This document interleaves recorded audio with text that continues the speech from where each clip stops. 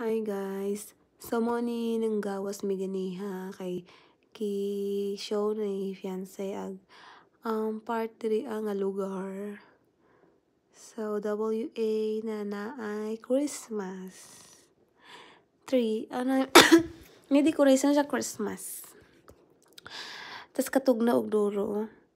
Nara man may music unta pero hindi ko alam kung marinig niyo yung music kasi yung siga sa Christmas sa lights parang kuan siya sa music.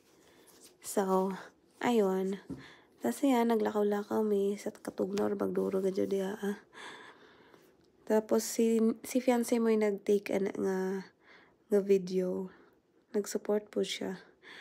Ay, kurog-kurog ko kay sa tugna gadyo duro. Doble-doble na lang akong suot ana sa sword.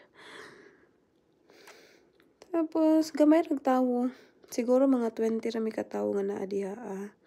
Dili kaadyo ano dalang tawo. Tas ayan, nagpicture mi kaya lang ang sobrang dilim di kita among nawong.